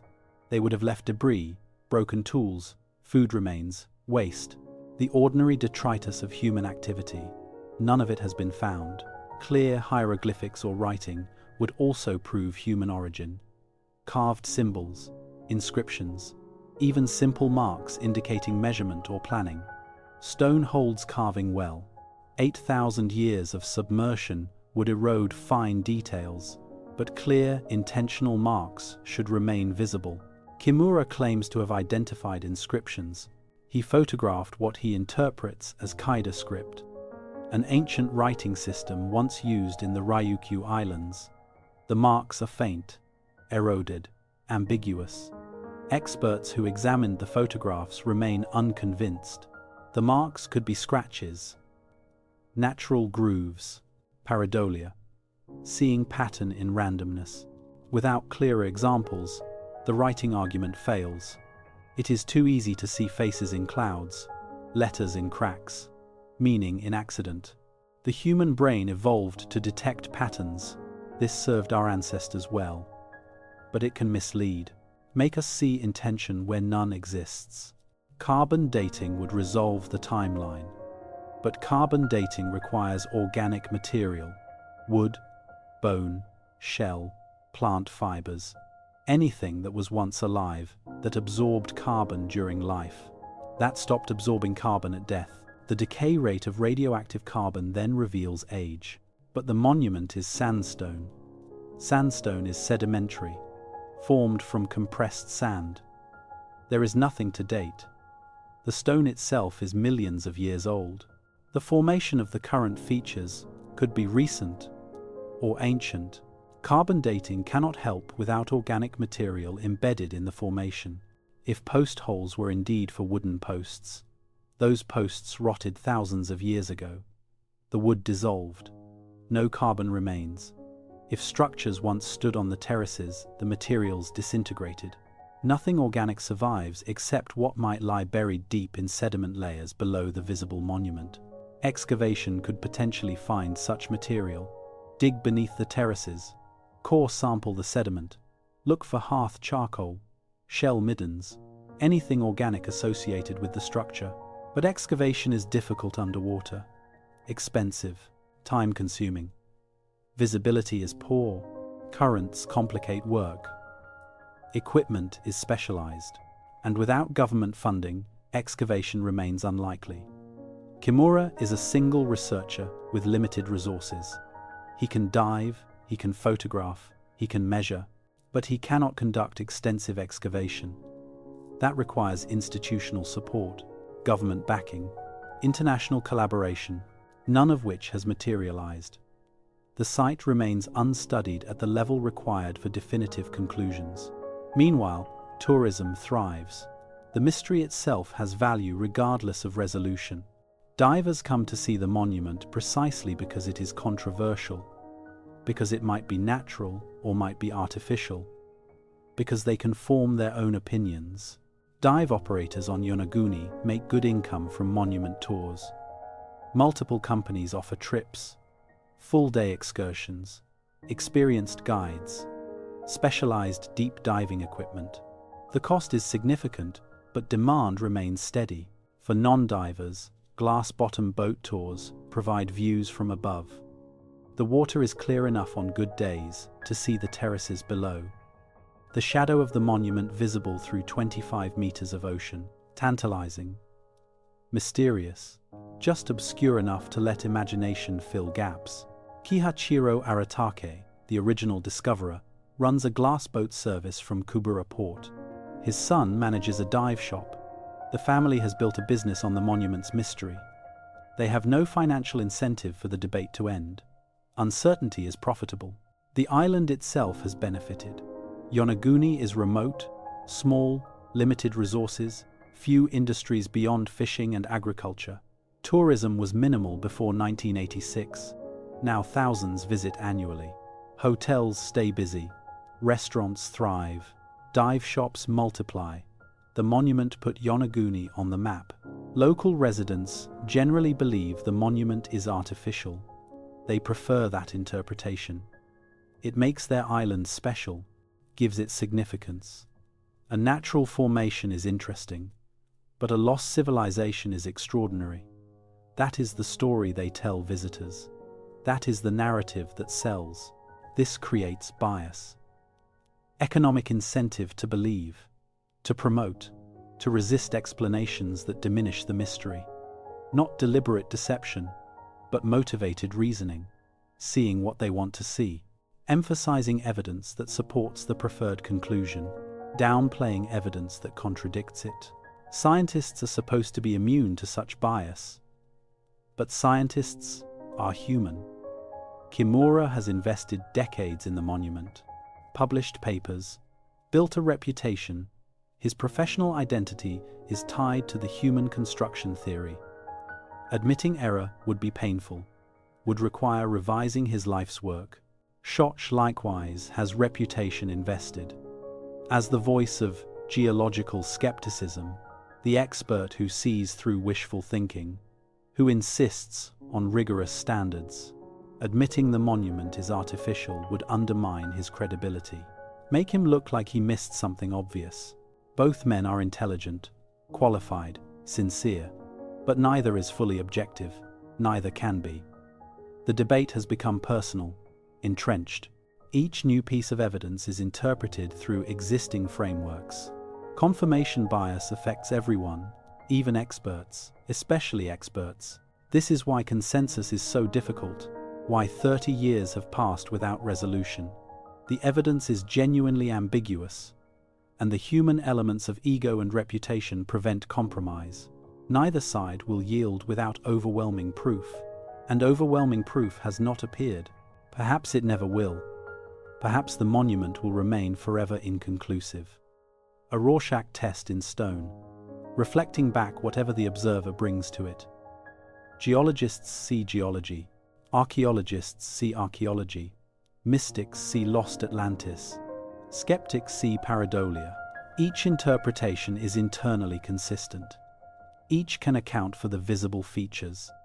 Each has explanatory power within its framework. None can disprove the others conclusively. This is deeply unsatisfying. We want answers, clear answers, definitive conclusions. Is it natural or artificial? The question seems simple. Binary. Should have a clear answer. But reality is not always clear. Sometimes evidence is limited. Sometimes context is lost.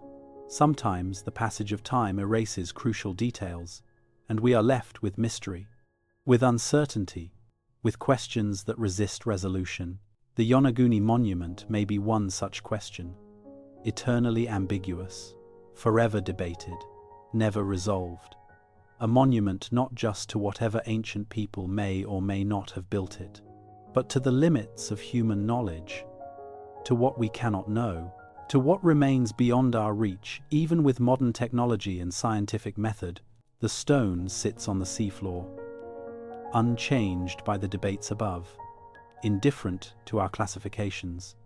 It does not care whether we call it natural or artificial, does not care whether tourists come to see it, does not care what scientists conclude. It simply is, as it has been, as it will continue to be long after our theories are forgotten, long after our arguments are dust, long after the human need to categorize and explain has moved on to other mysteries. The monument waits, patient as only stone can be, silent as only the drowned can be, holding whatever secrets it holds, keeping whatever stories it keeps. Whether those stories are geological or archaeological, whether they span millions of years or thousands, whether they tell of tectonic forces or human ambition, we may never know. And perhaps that is the real lesson. Not all mysteries are meant to be solved. Not all questions have answers. Sometimes the stone refuses to speak. Sometimes the past stays past. Sometimes we must accept uncertainty and live with questions and wonder and let the mystery be mystery, without resolution, without closure, without the satisfaction of knowing for certain what lies beneath the waves off Yonaguni Island. The debate continues, the monument endures, and the ocean keeps moving, carrying its secrets deeper into time, where perhaps they belong, where perhaps they will stay, forever, just beyond the reach of our grasping minds and confident theories. In the end, the monument remains what it always was: stone and water, geometry and erosion, pattern and chaos, meaning and randomness, all mixed together in ways we cannot separate, cannot parse, cannot finally and definitively explain. And so we dive, and we measure, and we argue, and we write papers, and we build theories, and the stone watches, and the water moves, and nothing changes, nothing resolves, nothing concludes. The mystery persists, as perhaps mysteries should, as perhaps mysteries must, when evidence is sparse, and time is deep, and truth is drowned beneath meters of ocean and millennia of forgetting. What does it mean to forget? Not small forgetting, not misplacing keys or forgetting names, but vast forgetting, civilizational forgetting, the kind where entire landscapes vanish beneath water, where cities become seafloor, where memory itself drowns. The Yonaguni monument, whether natural or artificial, sits as testimony to this kind of loss. 25 meters down, covered by ocean, obscured by time, whatever it was, whatever it meant, whatever purpose it served, all of that is gone now, erased, forgotten, or never existed to be remembered, but the stone remains, silent witness to what water takes, to what time erases, to how thoroughly the past can vanish while leaving just enough trace to haunt us. Return for a moment to that image from the beginning, the Pacific Ocean stretching endlessly, Yonaguni Island, small and isolated, currents running cold and strong through channels between volcanic peaks, hammerhead sharks patrolling the depths, and below them, deeper still, the monument. Imagine standing on the shore of Yonaguni 10,000 years ago, the sun hot overhead, the ocean lapping at your feet. But the waterline is different, lower, much lower. The beach extends hundreds of meters beyond where it ends today. The seafloor is hillside, the channels are valleys. The monument, if it exists, stands on dry land, visible, accessible, part of the landscape of the living world. Now imagine the water rising, not all at once, gradually, a few centimeters per year, barely noticeable in a human lifetime, but relentless. The tide line creeps higher, the beach narrows, the valleys flood, become lagoons, become bays, become open ocean. Within a few thousand years, everything below 25 meters is gone, drowned, lost. The monument vanishes beneath the waves, and with it, whatever stories it held, whatever meaning it carried, whatever people knew about it. The people themselves adapt, move inland, move to higher ground, build new settlements, tell new stories. The old places become inaccessible, become memory, become myth, become forgotten. This is how civilizations vanish. Not always in fire or conquest, sometimes just in water, rising slowly, covering everything, erasing the physical evidence, and after enough time, erasing even the memory that anything was there to lose. Doggerland is gone. An entire landscape. Tens of thousands of people lived there. For thousands of years, they had homes, families, stories, technologies, art, culture, all of it drowned, all of it forgotten, until fishing trawlers started pulling up mammoth bones and stone tools from the seafloor. How many other Doggerlands are there? How many other drowned worlds? The continental shelves are vast. The Ice Age coastlines stretched far beyond current shores. Millions of square kilometers of land now underwater. All of it potentially inhabited. All of it lost. We stand on our modern coastlines and think them permanent. We build cities on the shore, assume the water will stay where it is, that the boundaries are fixed, that the map we know is the map that always was and always will be. But the stone knows better. The monument knows better. Coastlines are temporary. Sea level is variable. What is land today was ocean before. What is ocean today was land before. The boundaries shift. The water takes. The water gives back. on timelines that make human memory look like nothing at all. 8,000 years ago, someone may have stood where the monument now sits, may have built it, or may have simply noticed the unusual rock formation, wondered at its geometry, told stories about how the gods arranged stone in patterns. Now that someone is dust, their children are dust, their culture is dust, their language unspoken, their beliefs forgotten, their technologies lost, their stories untold. Everything that made them human, everything that made them real, dissolved into time. Only the stone remains, maybe shaped by their hands, maybe shaped by geology. The stone does not clarify, it only endures, outlasting everything soft, everything organic, everything human. This is what the monument teaches. Not whether ancient people could work stone, not whether Kimura or Shosh is correct, but something deeper, something about impermanence, about how thoroughly we can be forgotten, about how little survives when water and time decide to erase. We like to think we matter, that our works will endure, that future generations will remember us, study us, honor us. We build monuments to ensure remembrance, pyramids, temples, stone structures meant to outlast flesh, to carry memory forward when human voices fall silent. But even stone can drown, even monuments can vanish beneath waves. Even the most ambitious attempt at permanence can be swallowed by ocean, covered by sediment, lost to knowledge, reduced to controversial curiosity that experts debate without resolution. The flood is not just a one-time event, not just Noah or Gilgamesh or Matsya. The flood is ongoing, constant, the ocean always taking, sometimes quickly, sometimes slowly, but always taking. Coastlines retreat, islands vanish, reefs submerge.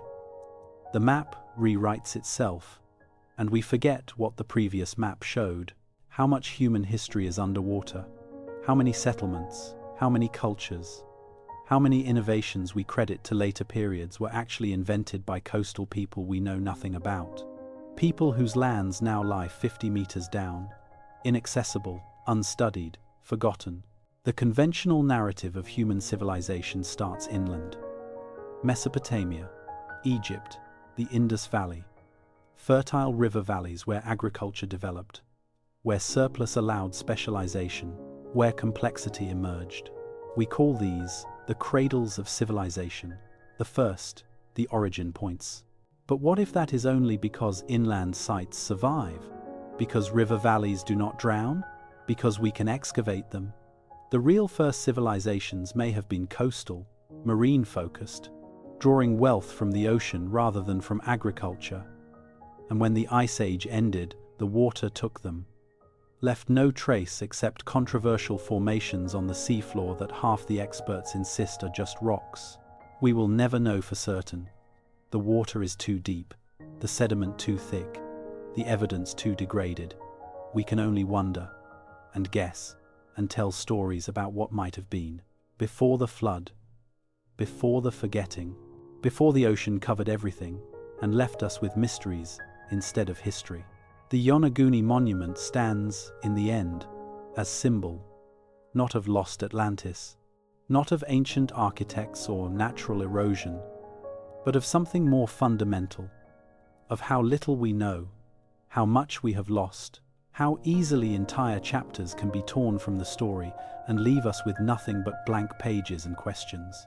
The water moves around the monument still, current and tide, the same forces that may have carved it, or may have revealed it, or may be slowly eroding it further, wearing it down, smoothing the angles, removing whatever signs might have once clarified its origin. Time and water working together, patient, relentless, erasing.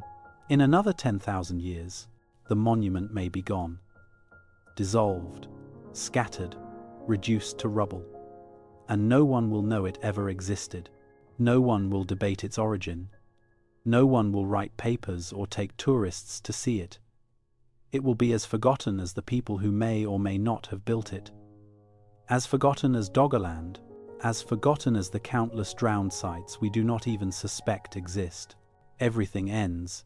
Everything fades. Everything dissolves eventually. Stone endures longest, but even stone surrenders to time.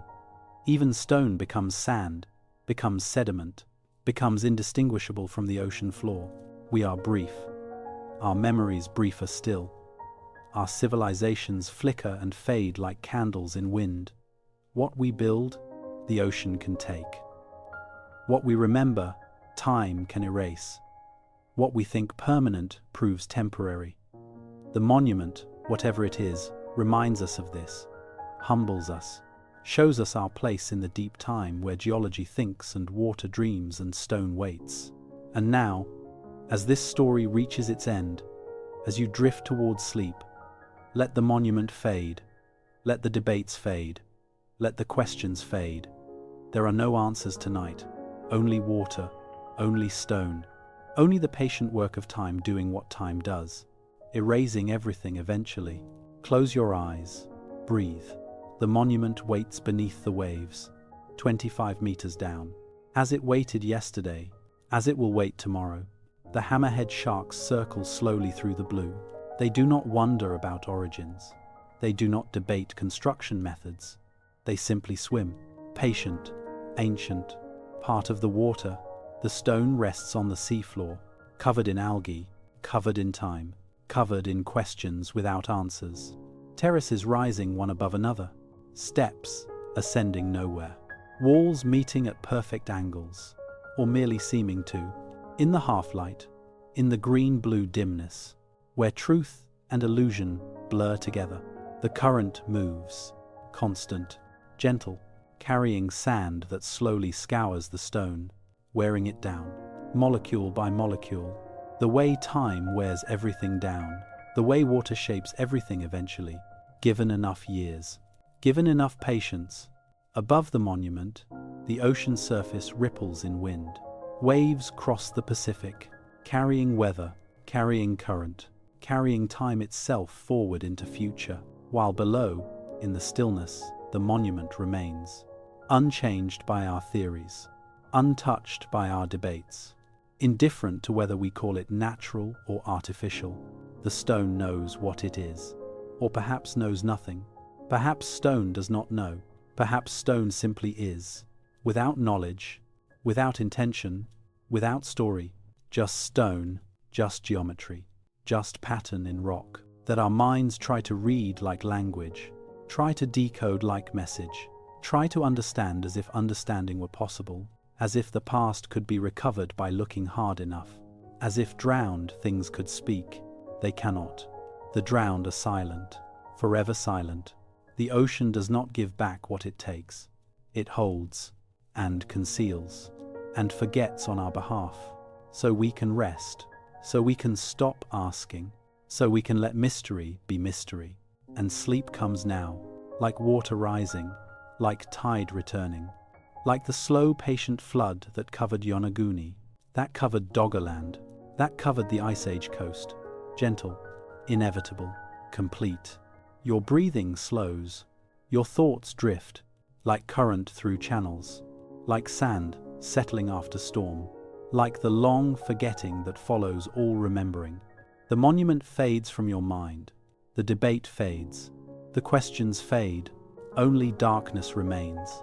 Soft darkness, gentle darkness, the darkness at the bottom of the ocean, where light does not reach, where answers do not exist, where everything simply rests, patient, silent, still, and you rest too, drifting down, down through water, down through time, down to where the monument waits.